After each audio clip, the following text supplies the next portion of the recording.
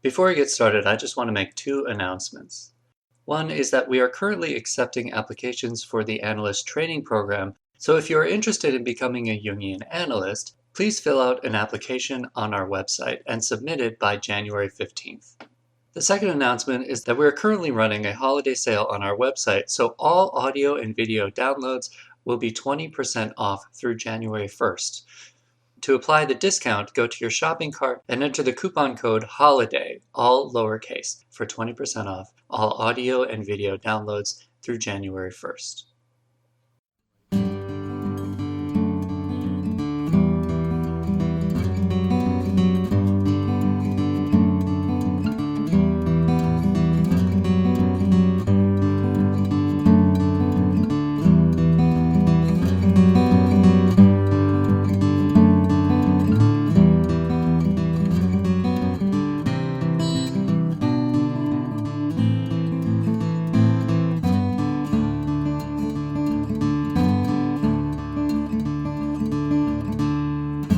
Welcome to the Jungian Anthology Podcast, analytical psychology seminars from the C.G. Jung Institute of Chicago. Women's Mysteries, Sources of Creativity, Religion and Spirituality, and Solace, with Jean Shinoda Bolen, M.D. Jungian analyst and author Jean Shinoda Bolen leads a workshop for women who seek to nurture their own creative and spiritual yearnings and find ways of expressing, articulating, and valuing what grows out of their inner life and the life they have lived so far. In the company of other women who know that suffering and joy and life are linked, personas drop away and soul comes forth. Bolen weaves stories of psyche and goddess that have the power to touch themes and sacred places in the soul, and she leads listeners through a guided meditation, allowing the opportunity for personal symbols and myths to emerge. This seminar is also intended to serve as a model for women interested in forming their own spiritual groups.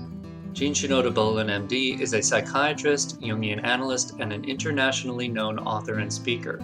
She is a Distinguished Life Fellow of the American Psychiatric Association, a former clinical professor of psychiatry at the University of California at San Francisco, a past board member of the Miss Foundation for Women and of the International Transpersonal Association. She was a recipient of the Institute for Health and Healing's Pioneers in Art, Science, and the Soul of Healing Award, and is a diplomate of the American Board of Psychiatry and Neurology. She is the author of many books, including Goddesses in Every Woman.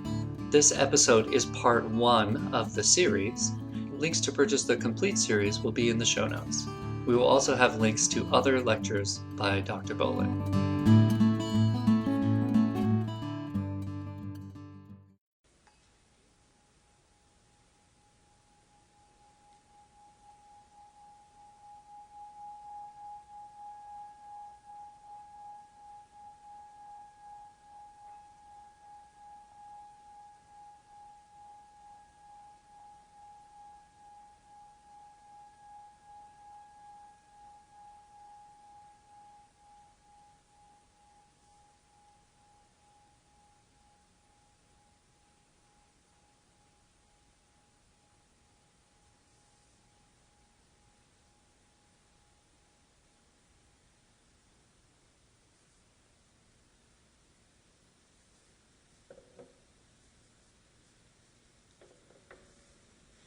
This weekend, not only have I brought into the world for the first time the book Crossing to Avalon with last night's lecture, but today and tomorrow I am trying a new form for weekend workshops.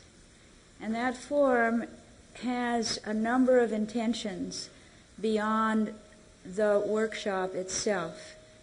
Many of you have been in workshops that I've done here before. You know that my way of leading you in workshops and in lectures is one of telling the story, amplifying it, and making it happen inside of you as well as through what it is you're hearing from me. that if I speak in metaphor, which my story or myth or legends are, the potential is that you will go inside yourself and remember and reconnect with the parallel experience that is your own. And so there is an interior experience that is invited to be present. Parts of you that you have not had time to remember and recollect find themselves invited back into your psyche. And it has to do with growing, transforming, descending, and invariably in the process becoming more authentic, more who it is that you are. Now, over the past 6 or 7 years, I've done a number of in-depth women's workshops, residential, week-long, opportunities for smaller groups of women, usually somewhere in the vicinity of 20 to 40, to be together, to be in a circle, and to experience what it is that happens when women are meeting together. And what I am inviting to happen in this workshop is a similar experience. If women are together, experiencing within themselves something true and real, having the opportunity which you will have to be in smaller circles, will you have the experience that invariably happens in the women's circles that I have been leading and part of, and that has to do with finding that nurturing energy, feminine energy, mother, comes into the space. And there is a sense that there is, in the nurturing experience of the presence of other women, in the experience of having all of you, all of the interior parts of you, the experiences that you have been through, invited to be present in you, and you in turn having an opportunity of selecting what of yourself you might share with women that I would like to see you think of as sister pilgrims. Because essentially on this path called life, once we get a sense that this journey is potentially a very sacred one, once we have a sense that we are spiritual beings who are on a human path, and by nature the human path involves times in which suffering, untoward circumstance, events happen that we did not want to happen, did not invite to happen, but happened nonetheless. And in the limitations, in the vulnerabilities, in the difficulties of being human, the potential to become less and less or deeper and more presents itself to us over and over and over again. Because regardless of what unchosen circumstances we always have deep within us the choice of how we are going to respond to the experience that has happened. Will we identify as victim, become bitter, become resentful, become shriveled at a soul level? Will we identify with the people that have treated us badly? Will we become hostile and attached to power over? Will we make somebody as miserable someday as someone else made us be miserable? Will we psychologically identify with the aggressor and pass it on, and in the process have a soul loss? I mean, these are the human choices that we have. Or will, in the midst of whatever circumstance we have, understand something about how we share our fate as humans and have compassion for ourselves and for other people? And will we grow through this experience and someday perhaps know what it is we came to do and what it is we came to learn and what it is we came to heal in this life, this lifetime, or in whatever significant relationship we have been through or are in now.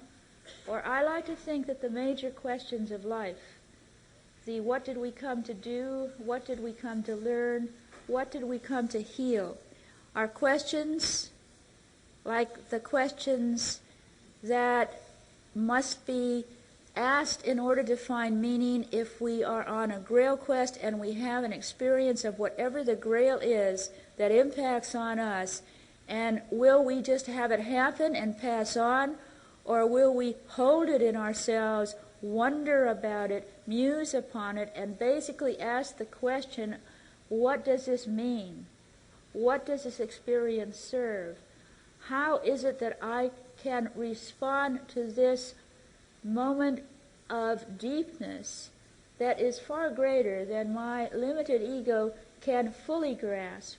But if I hold it in my soul and have it affect me and dialogue with it, if I keep asking for what, for whom does this experience, this grail, serve, that in the process of being with that,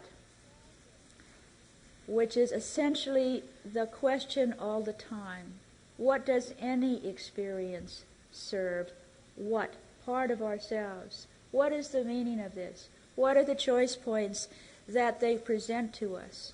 And over again, if we begin with the premise that our lives are meaningful, that this is a spiritual or a soul journey, and that it is not a final destination, it is not a goal. I mean, by the time you hit midlife, you understand that lots of goals that you had for yourself are ones that you either got to and it didn't turn out to be what you thought it was, or you didn't get to it. But either way, most people by midlife have some understanding that whatever the it was, a significant relationship, a significant job, whatever it was that was like a destination in the distance, that the grasping of it, even momentarily, was not what the story really was about, but the process of getting there, the process of living through it, the process of responding to it. And gradually we get that it is the path that matters, that continually shifts where we are going, that is about what the journey means. And that time and time again, there are moments when we can choose what we will do, and time again, there are times when what happens to us is not of our own choice at all. Now, in the notion of a women's circle, I take what it is that I have learned to appreciate in the one-to-one experience of being a Jungian analyst. That is, when a person comes into my office, there is the physical office, but far more important than that is the invisible space that that person comes into with me. And that space in the Greek word is temenos, that if you do go on a real journey to sites in Greece where there once were temples, like at Epidaurus or Delphi or Delos, various places where in times of antiquity people ventured to have an encounter with the divinity that dwelt there, you'll find that on the maps of the ruins there is very often somewhere in the center of the complex of buildings a round building that is referred to as the temenos or temenos. And many Jungian writers have from time to time used the word temenos to describe what it means to be in a sanctuary, because that's what it meant in days of old in those temple grounds. The temenos was the sanctuary, a word that comes from the word sacred, an image of the circle that archetypally is the image of the self or the totality or wholeness. But in a sanctuary, the soul of the person is in a sacred place. It is a place of sanctuary where you are not to be exploited, judged, treated badly, where power is not to be used to in some way minimize you, where it ideally is a place where whatever it is that is in you may come out in whatever undeveloped form it still might be in. And might I remind you that anything that has not been allowed to grow in your psyche is still alive, but in the underworld. And in the darkness of that unconscious place in the underworld, in a place where you have repressed things because they were too painful or they made you too ashamed, or in that place where parts of you were never welcomed, and so you kept the lid on all of that, all of whatever that is alive. But like anything that has not seen the light of day, has not been nourished, has not been welcomed into the world and cared for, whatever it is still undeveloped or distorted and needs to be brought into a temenos space, like whatever it is that we are that came into the world first as an egg and then first as a fertilized egg, 1 cell and then 2 cells and then 4 cells and then 16 cells, and then in the process of a 9 months incubation in the womb, all of what started out as a kind of a pouch here or a swelling there becomes the head and the arms and the heart and the GI tract and the brain. And with enough time, and if the temenos, which is the womb, is truly uncontaminated, and if there is enough space, that which is growing there grows until it is ready to be able to exist outside that temenos, and must then go through a difficult passage. It's not enough to be formed. It would seem that in order to bring it out into the world, one must go through a transition period where you feel dreadfully at risk and wonder if you're going to make it, and wonder as you get squeezed through that passageway and come out, wonder where it is you will be going and how it is you will be welcomed, and whether it is that you are bringing a new talent into the world or following a path that you know from within is true for you and no one else is going to understand it, or whether it is that you, in your way, do what I am doing this weekend, which is bringing a new work of mine into the world. You bring it out not knowing how it's going to be received. And yet, if you don't bring it out, how are you going to grow? What new thing will ever come out of your psyche into the world if you don't risk what it is we all risked when we went through that gateway that was under the pubic arch of our mothers, through the vaginal canal and out into the world? I mean, from our very inception, all of us did what Joseph Campbell described as a hero's journey of traveling beyond the known world out. And all of us, when we entered this world after 9 months or less of being inside our mothers, began life with an ordeal that took us heroically into a world we did not make, wondering what was going to happen next, coming into then what is our personal story. And maybe we had something to do with choosing to come into a particular dysfunctional or functional family wherever we came. Maybe somewhere before we incarnated in this life, maybe we knew what we were getting into and that we would be tested by the experience and the soul would grow or not. Maybe we elected to take the same kind of risk that the fetus takes on becoming an infant and coming out. I don't know, you don't know. But maybe we will find out someday that there was a story that we actively chose to enter. We don't know that now, but we all know that we came into our particular life stories. And for many people, that first connection with mother, father, family was really difficult because of the problems in the family, because of the relationships that were already dysfunctional before you even arrived, because of who you resembled or what hopes were placed on you. You came into your particular world and began a story. And that story continues because you're still here.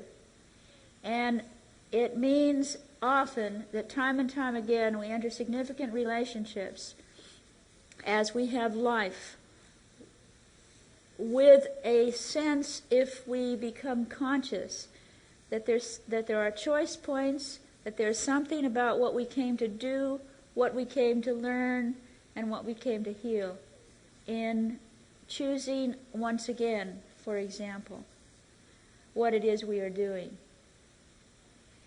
When people choose to come to what might be a significant experience, it might only be a weekend, but the same questions need to be asked.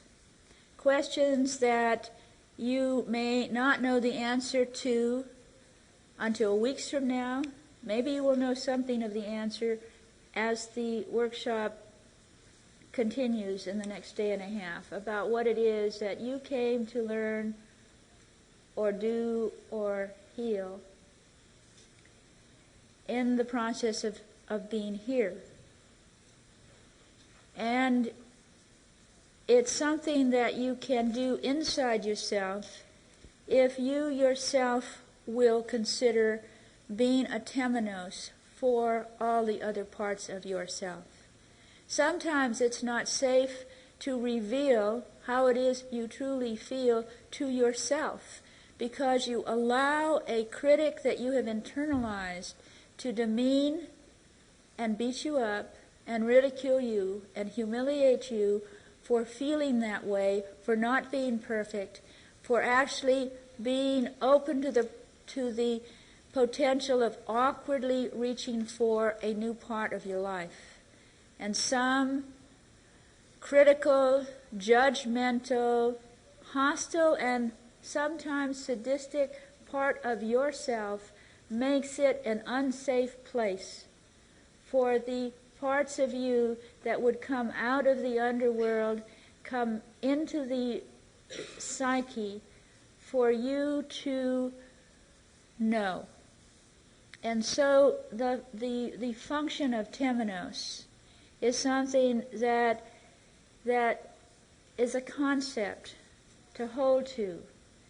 Will you be a temenos for whatever is emerging in yourself? Are you in a temenos in your significant relationships, including your therapy relationship, including your significant other? Is it a safe place where you can truly say what it is you feel and what it is you perceive without being punished in the many ways that people can punish us? By disapproval, by withdrawal, by judgment, by hostility. If you are not in a temenos, then it is not safe to bring forth what is new and awkward and struggling, because it isn't safe to bring it out. That's why we repressed a lot of the parts of ourselves and forgot a lot of the painful stories that we lived. It's because it wasn't safe to remember and reconnect and bring it out. But as adult women, we have the potential of creating within ourselves, and I think within women's circles, a temenos where it is safe to feel what you feel and speak of it, and to speak of what you perceive and speak of it. And as you voice things, that part of you grows, witnessed by others who are sister pilgrims, that is, who have a sense that this is a meaningful life that we are living, and that it matters what we do, and that it matters that we open ourselves to trust and to love and to risk and to grow. And we need that space that is essentially a mother space, because the initial model for temenos is the great mother that was our own mother when we were in the uterus and therefore grew. So, invited into a women's workshop, a women's circle, a women's group, is the notion of creating a safe space to be, and where no one woman does mother for everybody else, but where there is enough mother to go around. Because when groups of women come together who have some sense of the individuation journey, they are women who I am sure is like every woman in this room right now. You've thought some, you've felt some, you've read some, and you've been deeply moved by something that tells you that this does matter, what choices you make, and basically that knowing yourself more is something worth doing. So you start out with that. And then if you start out with the sense of being with other women for whom the journey is sacred, meaning that at some core place, the archetype of the self, the spiritual invisible aspect, the interior life matters. If you are with a group that holds to that ethic, and you meet at that level, then you create a temenos. And you also have to consciously attend to the boundaries of the temenos, the same boundaries that have to do with a therapeutic process. That what you say is accepted as process, is not judged and ridiculed or thought of this is the end comment of this person. That you don't break the spirit. It isn't always that you never utter a single word about anything that was ever said in that circle. It says that you treat everything that is in that circle as sacred, as a trust, and therefore you either don't say anything about what goes on in the circle at all, and you certainly protect the confidentiality of whoever it is in the circle that has spoken up about a particular thing. But it has something to do with even talking to the other women in the circle with you afterwards, that there isn't that awfulness of, well, did you hear what she said? Oh my God, oh, I didn't know that about her. In the way that has to do with putting her down and it not being a temenos for her and the material that she brought into the circle. So there is a deep process of respect that has to be part of a temenos. And an acceptance as we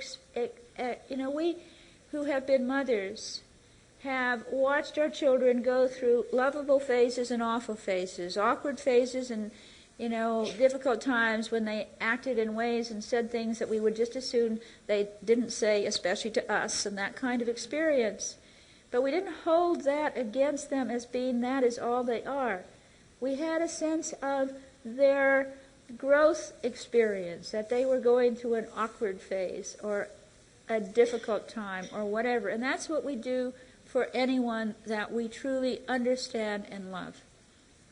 And so in a women's circle where it's safe, there is that respect for the process that is going on. And there is also the need to not codependent anybody in the circle, which is to say that you respect yourself enough to speak the truth of your experience in a kind way. I think that there is something about karma in this life, that I see how people keep repeating stories in an effort to make it right. And as they get more conscious, they choose better, respond differently, and decide, I've had enough of this story, and choose another one. Or they really get something about it that is what they needed to be in yet another one of these relationships for, to get the message about what the story's about. And they do. Or there is a sense of them being in this experience and having a choice. I mean, sometimes by being someone else's codependent, you allow yourself to be harmed and you allow that other person to live out more bad karma for them. I think that when you allow yourself to be abused, it not only affects your soul, but it clearly affects the soul of the other person who gets to treat you badly. And that if you have the overview sense that we are interconnected in this karmic journey that we're on, that we have chosen at some level to reenact portions of our story with this particular person. Now, when we were children, we had to stay with the situation until we were old enough to get out of it in some kind of safe enough way to be in the world, because the family of origin was the world. When, as adult women, we are in stories, relationships, work situations, therapy situations, we have choices as to whether we will stay there, change the situation, get out, or not. I mean, there are choices in this. And to get that we have entered it for some potential purpose is to find some meaning in asking the questions. Okay, I'm here, this is not going well. What is it about it that I can consciously address? And then we find we have considerable leeway about such things as speaking up or remaining silent, for example. And so in a woman's circle, which is a replication and a recreation and an effort, always imperfect, because that's what this life business is about. We never do it right. We do it, and we do it anyway. And so if you're in a circle or in a therapy relationship or a significant relationship and someone is maltreating the experience, what are you going to do? Well, lots of times we therapize what the other person is doing, intellectualize it, and it's another way of being exceedingly judgmental, but maybe not changing it. It's only when you speak from the I position, when you own your own feelings, and therefore it takes courage to put yourself out there and say something to somebody else that might make them angry or make them hurt. And when you recognize that these are choices that you have and that you might be caring and careful, but clear and authentic, that if you sit and just let it continue and continue, you get more and more unreal as you're sitting in the situation, putting up your defenses, putting up your persona walls, and that you are negatively affected because you let it keep on happening. What I'm telling you about a women's circle is over and over what a model for community, for relationship, for life in general. But I think that very often in a women's circle, it is by nature, if you choose each other well, that is, if every one woman in the circle has a capacity and concern for the archetype of meaning and the self in her, if she is there because she wants to be, and if all of you can sit for periods of time in quiet together, in inviting out more of that self energy or that mother energy, if you can be with yourself in the circle at the same time that it is that you are with the others in the circle, then what happens is it becomes a sanctuary, truly. I speak from the experience of being in many circles, obviously many circles as a convener, facilitator, leader, but I've also been in two circles in my own life, one that has gone on and is still going on for about 7 or 8 years. I meet with 6 women every other Tuesday evening in what we call a prayer and meditation group. And many of us have therapy backgrounds, and what we did not want was a therapy group. What we wanted was not even clear when we first started, but it was clear evening by evening when it was the kind of circle we wanted and when it was the kind of circle we didn't. And the fact that we do pray or meditate together, I think, is a major key to why it feeds us and why we stay connected to the circle week in, week out, even when we are not meeting. I know as I go out with Crossing to Avalon that that particular circle is one that will meet for the next 4 times, and I won't be able to be there, and I know I'm in that circle, and I'm connected to that. I know that because I was anxious about what to reveal, what to say, how personal to be, and that because they knew of the experience of that period of my life as well as the period of writing about it, that I had support in that group for birthing the situation. I do have a sense of how the temenos and the womb space is much the same, that where something new in you can struggle to be born and to have form, that a circle can really hold that trust.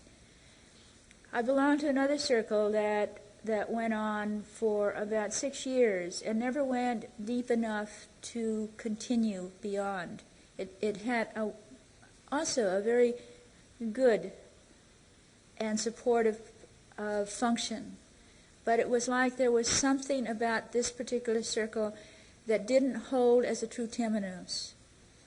And it meant that either by withholding or by judgment or by whatever it is that are the subtleties of the group, that the trust of bringing things out and having the circle hold it somehow didn't work.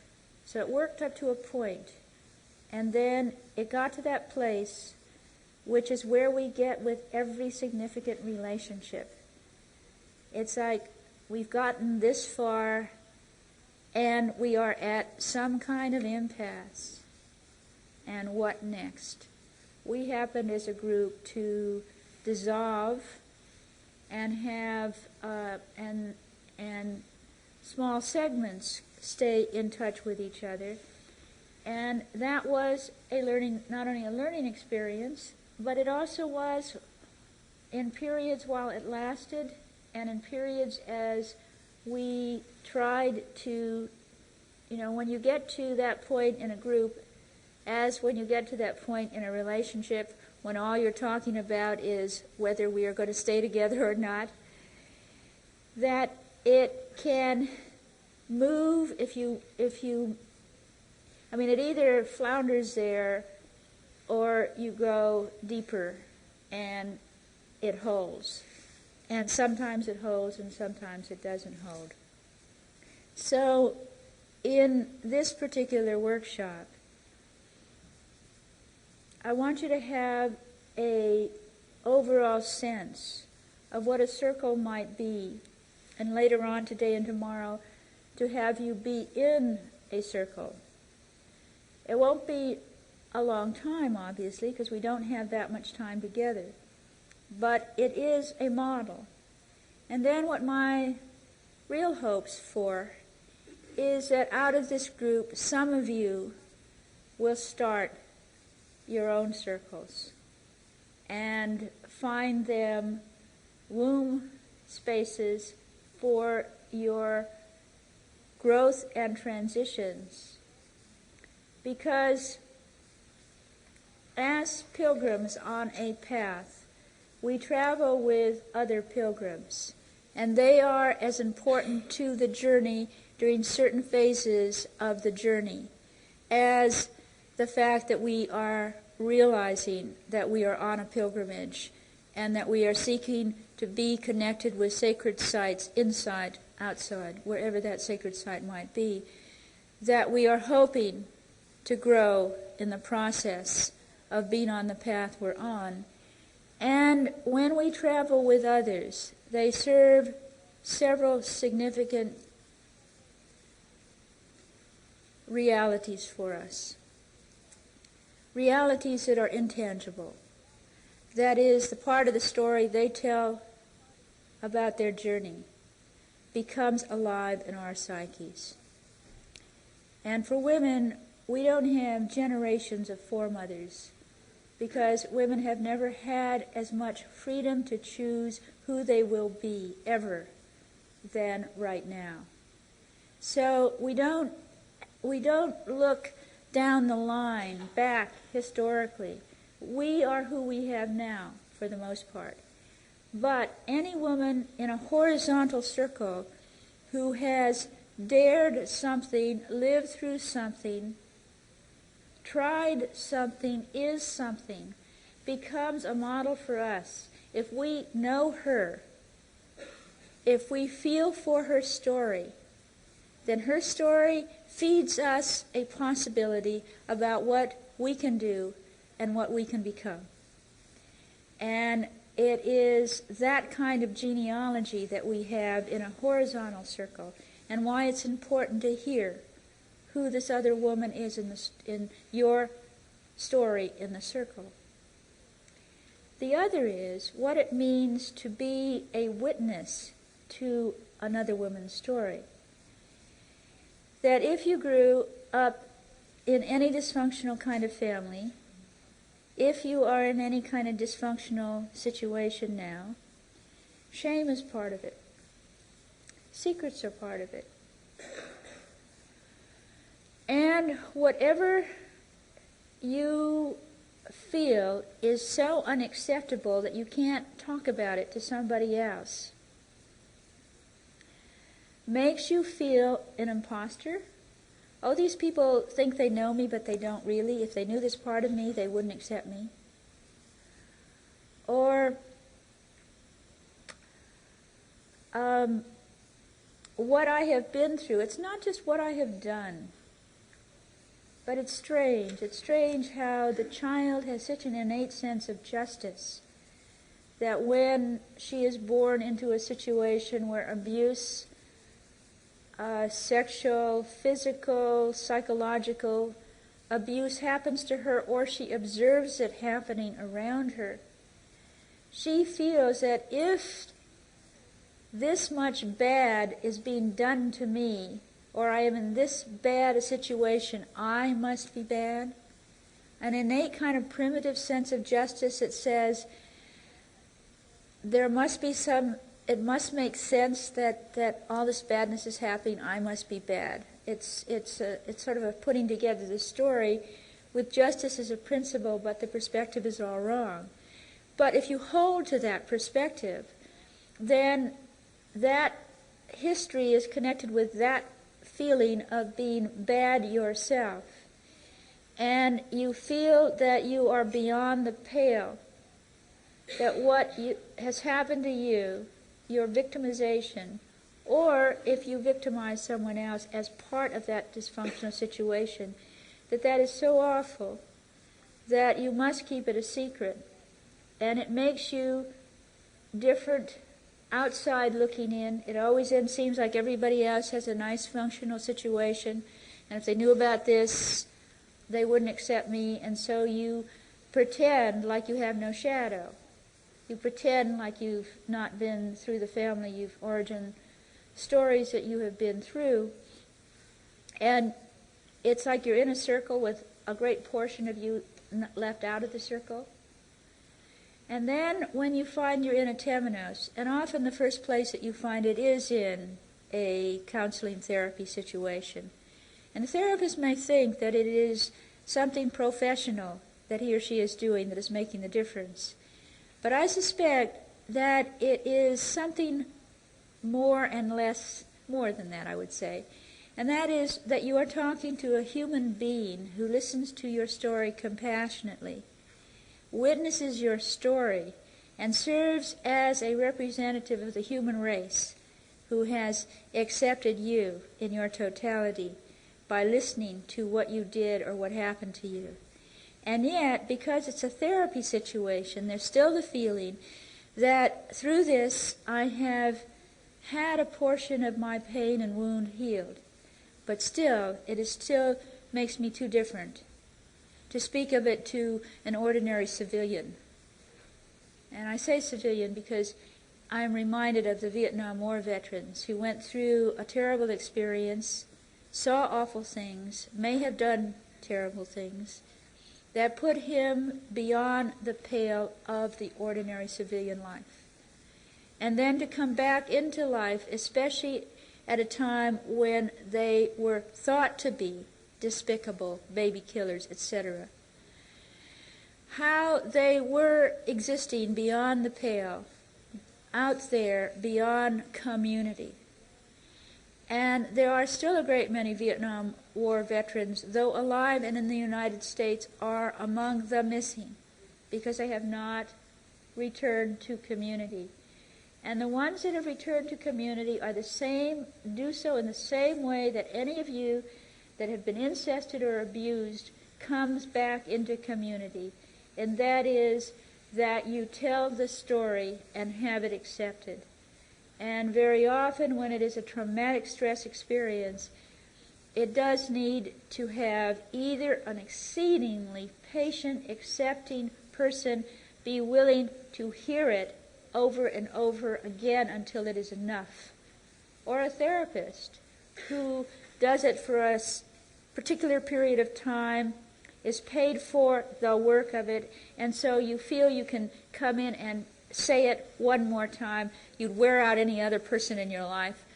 And that therapist, by doing it, is being a member of the human community, welcoming you back through the human capacity of compassion and understanding, through looking at someone as you tell your story and finding that that person does not withdraw from you, does not flinch, does not think you're some kind of awful person because that's what happened to you or that's what you did. And therefore, the witnessing that friends do for one another over time, that therapists do, that circles do, have this healing element that is about community, that welcomes you back or the parts of you back.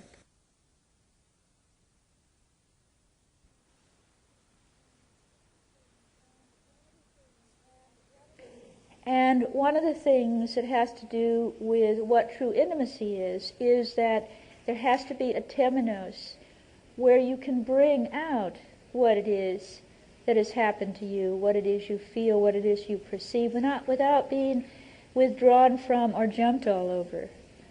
And everybody has had the experience of mistakenly thinking that a part of you could be trusted to this person only to find that was not so.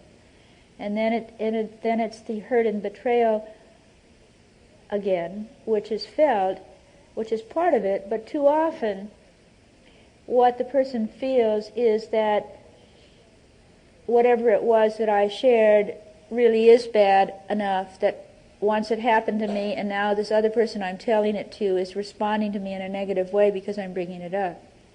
And it's a wounding on top of a wounding. So that there's a need and an enormous function of what we can do for one another by being witnesses to each other's lives, which is what happens.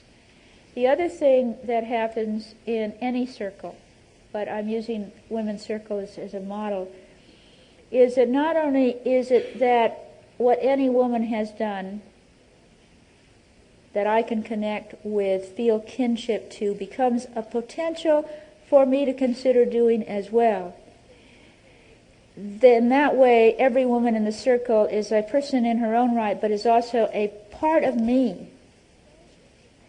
So it is that the projections and the difficulties that we are having with certain people in the circle, or the admiration and elevation that we do with certain people in the circle, that lived as a dream imagery, as an intrapsychic as well as an interpersonal thing, then when I'm having difficulty with somebody, or when I am elevated somebody above me, the question psychologically is, what am I projecting? What am I re-experiencing? Who is this person as a symbol? Why is this woman bugging me so?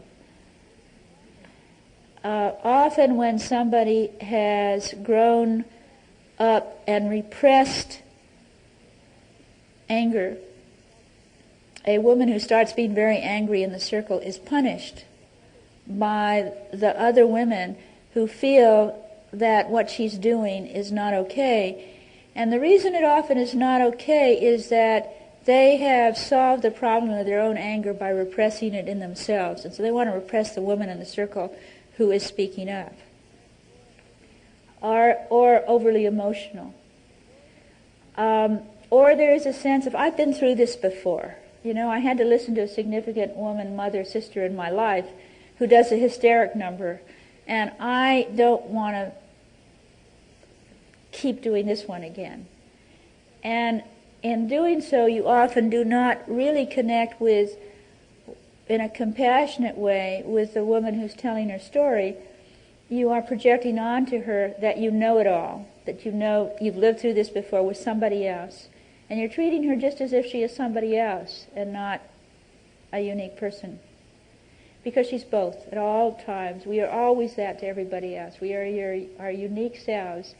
And we are this collector of projections, expectations, and that sort of thing from other people. So that's just the sort of general invitation as to what coming into a temenos might be like, and also how it is that, say, I start circles where different women can, from time to time, speak up and maybe be leader at that moment for a while. But why I also believe in having essentially a leaderless group, because I think that it's important for the women in the circle, as it is for each woman, to find her own authority and to not look to someone outside to create it, so that if you're bothered by something, that rather than criticize why didn't we get a proper leader, the question is, well, what are you going to do about it? That I have an activist in me because of a number of reasons, and one of them may be that by psychological type I have an extroverted feeling function that's quite strong, and consequently, especially in a room full of Jungian introverts, I'm colleagues, not this circle, I might be more activist in my attitude than somebody else. That's often been true. But it has something to do with my typology, but it also has to do with an inner knowledge that of the various aspects of myself. And in Goddesses in Every Woman, I described all of the Greek gods, all of the Greek goddesses. Actually, I did encourage people, women, to read Gods in Every Man, because I had a real sense on completion of both books that I should have written a big fat volume called Gods and Goddesses in Every Person, because what you do find is that men find that there is usually one or more goddesses that are significant to them, and women find that there are one or two gods that are quite significant as internal figures, parts of oneself. But in Goddesses in Every Woman, I put out the model that I remind you of, that we are very complex beings, and to think of yourself as a circle or a committee of different aspects of yourself. And when something important comes up in your life, who of your committee members are heard from? Who runs the show? Who steps in? Who judges? Who limits? And my activist side comes from that feeling reactive Artemis that has a sense of justice and all that, and the voices that say silence is consent, or all it takes for evil to triumph is for good people to do nothing. And so I hear that from inside, and then I also hear from a much more introverted side that reminds me that to be run by any one aspect of myself is to become victim of it. Now, I saw it early in my life as my activist being, I ended up calling it my Dalmatian dog syndrome. You know, in the firehouse, they used to have these Dalmatian dogs, these white dogs with black spots, and as soon as that fire bell rang, the Dalmatian dog was out and onto the fire truck. Well, if you have an activist bent, and here's this injustice, and you can speak up, if you just react and you don't make a choice, I saw that as my Dalmatian dog syndrome, and I felt quite more conscious when an issue would come up, and I could decide whether it was my issue for now or not. That I didn't have to do the Dalmatian dog routine every time.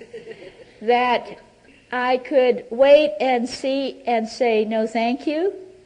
That it gave space for someone else to do something about it. And if they didn't do something about it, it didn't have to be me. It could just be the way this group is going to live for a while, longer and all that stuff. But where do I want to put my energies? And so, in the experience of sitting with your own temenos, feel your way through the many different aspects of yourself and who they are and why they act the way they do. And when there is then a major committee decision, like am I going to stay in this job? Am I going to stay in this relationship? Am I going to pursue this real interest?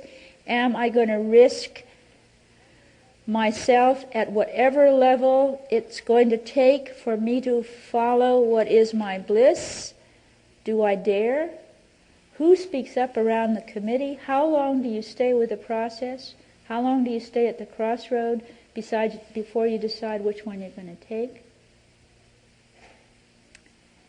In the myth of Demeter and Persephone, which you probably are all quite familiar with, when Persephone gets abducted into the underworld, her mother Demeter lacks the power to have prevented it and lacks the power to have her immediately returned. But what she could do was refuse to go along with what has happened.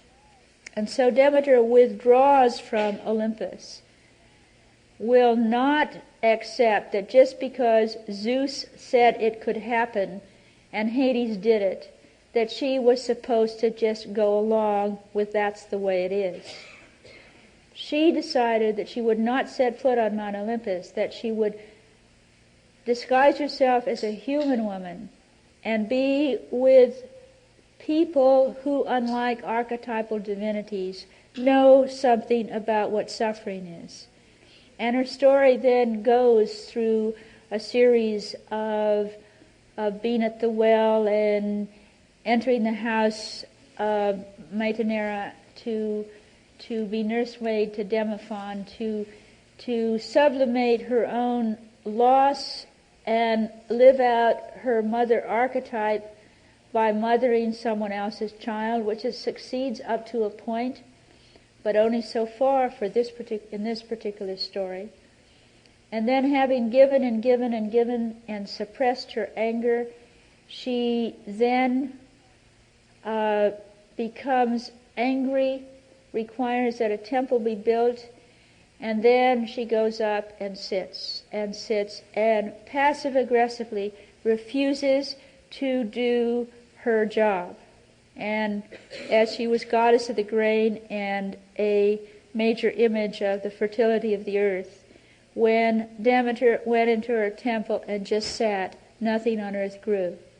And the earth starts to become a wasteland when there's no greenness, there are no buds, there's no fruit, there's no new births, and famine threatens to lay waste to the entire earth. And only at that point does Zeus recognize that something is the matter and respond by sending Hermes down into the underworld to bring Persephone back. And when Persephone comes back, Hermes, who is the messenger god who goes between the levels, who brings meaning. I mean, when you're down in the underworld, or metaphorically under the ocean, or metaphorically in the forest, the point at which you get it, what the meaning of it is, you begin to be able to move out of that underworld descent place into another place. At any rate, Hermes comes down and lets her know that it's possible to return to the upper world. And at that point, Persephone makes a decision which involves her taking in and integrating something of that experience of being in the underworld. That is, she eats the pomegranate seeds. That means that she will not be returned to her mother as if nothing has happened to her. It's like she never experienced any of this descent at all. She would just go through life again as a child woman. But because she integrates the experience by swallowing the seeds, the pomegranate seeds, it now means that she will spend part of each year in the underworld. Part of each cycle is spent in the underworld when the land is fallow in winter, because Persephone then comes to represent the seasons of our life as well as the seasons of the planet's life. That there are times when the earth lies fallow, and in the spring, when green shoots start to come up, when grass begins to grow through the crust of near frozen, formerly frozen earth, when the green trees, when the buds start to grow on the skeletal trees outside, it's the sign of spring returning. The daughter, the maiden, the feminine young aspect of Mother Earth is being born anew, as she is born anew every spring. And in the myth, as Persephone is brought to the upper world by Hermes, she steps out of the chariot and her foot hits the earth. And in some version, at that point, green grass and flowers break out all over the earth, because Persephone has been returned to her mother. And her mother rushes out of the temple and embraces her daughter, and her depression is healed when she connects with the innocent, youthful maiden that is the significant archetype that is abducted when you make a depression descent, when you have been betrayed, when you have been hurt, when you have been abused, when you have been despondent, when you have given up, when you've just been flat out depressed. There is no child in you that can feel joyful, creative, awed by anything. There's no spring. You're old. You're dried up. You're having your own wasteland experience inside. And only when the daughter goddess, the maiden, the inner child, returns and is embraced by the mature maternal aspect of a woman's psyche, is the reunion one that heals both the unmothered, abducted child part and the distraught mother who has lost the child. And so it's a story that is about the seasons. It's a story about the seasons of many women's lives who have gone through depressions. And at the very end of the story, which is told in the Homeric hymn to Demeter, there are a couple of lines that reflect something of the even more profound meaning of the story. And one line says that from the time that Persephone returned from the underworld, Hecate preceded and followed her from that day forward wherever she went. And to precede and follow somebody is certainly difficult if you are embodied. So one assumes that a statement like that must mean that some essential element of Hecate precedes, follows, surrounds the woman who, as Persephone, has been abducted into the underworld and emerges because she has gotten a sense of the meaning of it through Hermes, and knows that there is a receptive maternal world that cared about her and stayed faithful to her and to whom she can return. And that is a part that's inside of her, though it may be represented by real women in her life as well. And as she comes back, she has learned about suffering. She has learned about the existence of the underworld. She has gained the wisdom of Hecate, who is in the triple goddess aspect of how, when divinity was seen as feminine, she was always seen in her three phases of maiden, matron or mother, and crone or wise woman. And when you have been abducted into the underworld and you emerge having integrated some of the experience and now know something about suffering, you have the wisdom of Hecate. You have the wisdom that knows that life has its cycles, for one thing.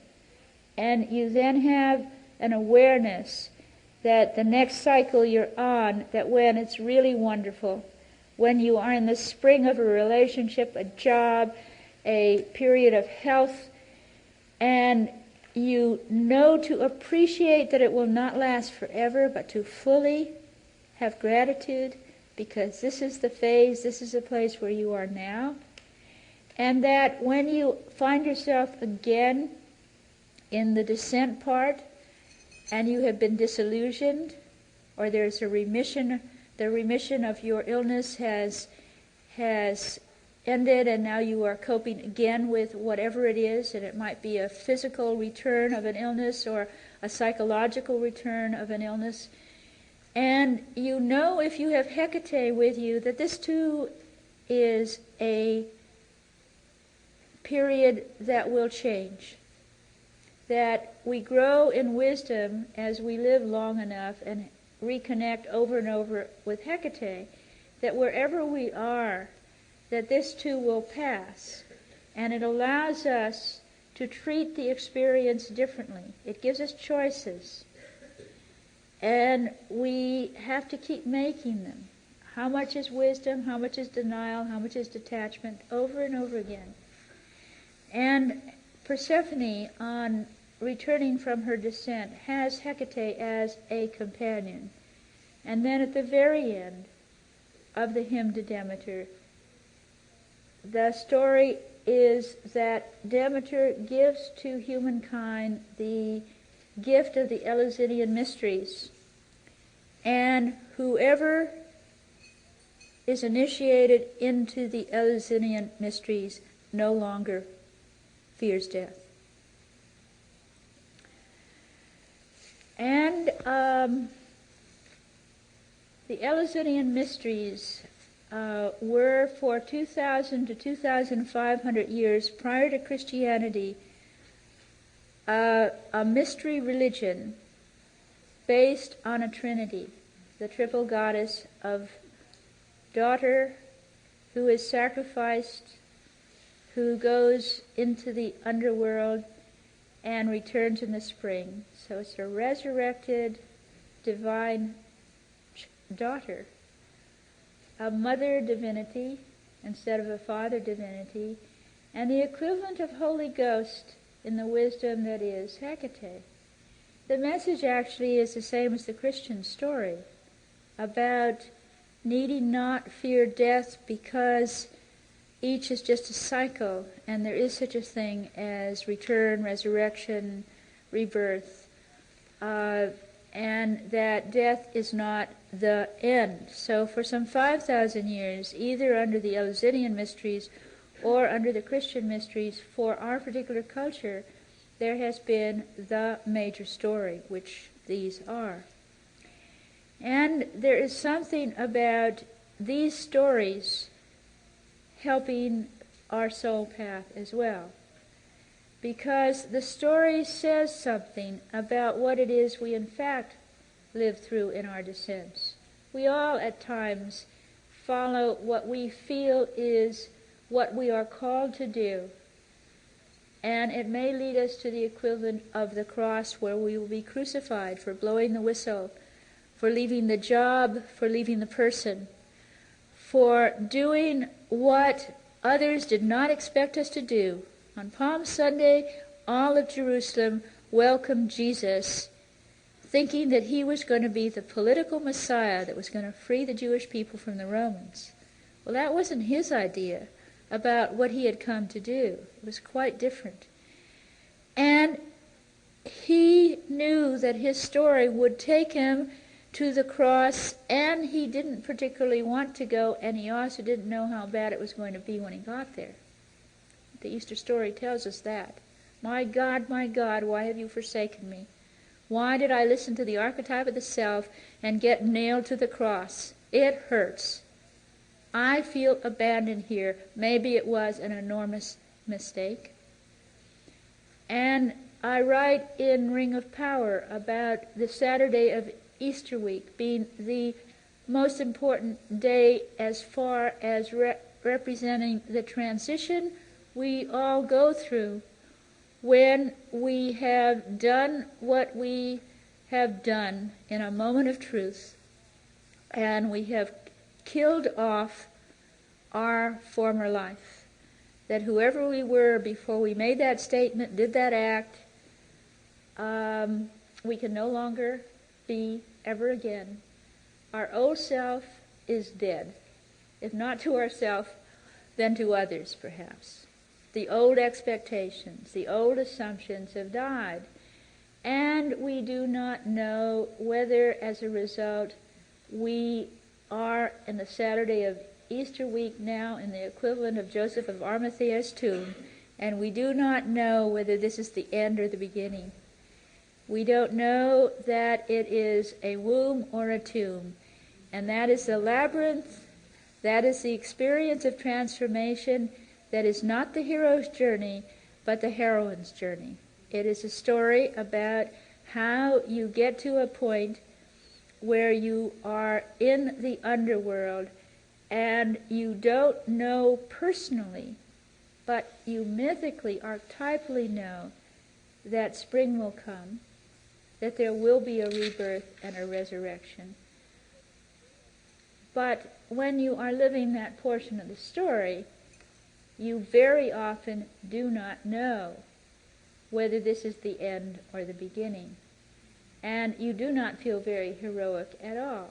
And so I consider this a very heroinic story, whether it's lived out by Jesus or lived out by Persephone or lived out by any one of us. That we don't go off feeling like this is going to be a piece of cake that just when we need it, Athena's going to come down and trick somebody into giving us victory, which was Achilles' story. That we can always count on being a John Wayne hero in the story. Because if you care deeply, if feeling is part of your journey, which it seems invariably so for women, then there is a sense of concern for, will you survive, will others survive, will you make it through, how will this end? And there is, like in the story of Psyche, great doubt that you can do what is called for. Time and time again, Psyche was faced with a situation in which she was called upon to do more than she knew how. And her first reaction always was, I can't. It's impossible. I give up. I want to die. Doesn't sound very heroic. But she would stay with the task, and something would come to her aid, something that represented at that point as yet undeveloped part of herself, that would come and show her a way. And that's what something of the journey is like when it is a heroine's journey. And you don't know what is coming next, or if you can make it through, or what will arise to be a help at this particular time, at this particular place in the story. The word mystery came from what the initiate at the Eleusinian Mysteries was called, Mystes, M-Y-S-T-E-S. That's what the initiate was called. And the concept of a personally significant spiritual transformative experience arose in Western civilization with the Eleusinian Mysteries. There were tribal or city or people religious experiences where one's people were led, when one's prophets told the people what needed to be done. But to have a personal experience that transforms you from within, that is what mystery is. It's not what authority says about what came down from the mountaintop. It is that you have an experience that transforms you from within. You have a transcendent, transpersonal, sacred, self-spiritual experience beyond words. Words can be put to it. But as William James described mystical experiences, and put the word ineffable. What do you do when you have an ineffable experience? Well, for one thing, you can't put it in a box of words and define it, and then prove it to somebody else. But you can hold in consciousness a recollection, remembering of it like a dream. And you can put it in the form that most helps you to remember what the experience is. And often in these ineffable times, when something of great beauty and great depth and great meaning affects you, you may find that the words that come not from the logical left brain, but come from the poetic mind. And that by metaphor, by poetry, you can allude to the ineffable that you experienced and hold on to it. So these are some things of the experience of the stories that we all have been through. It's just that we get so caught up in the everydayness of our lives, and that we have so much to do, so much to juggle, so much that's right in front of our face. How is it that we can retreat long enough, deep enough, to remember and recollect those moments out of time, in and out of time, where the mystery is that we have been conscious of touching on an invisible world of great meaning, and it has imbued our conscious life with something that we have to ask of ourselves, what is the meaning of it for us?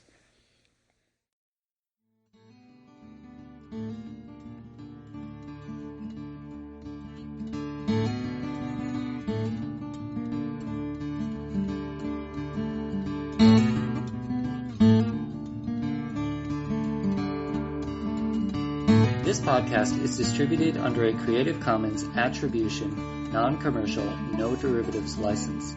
Share it all you like as long as you maintain the attribution to the speaker, but please do not change it or sell it. If you like this episode, tell your friends about us or leave us a review on iTunes. For more information about classes, training programs, videos, audio, this podcast, or to find a Jungian analyst near you, visit our website, www.jungchicago.org.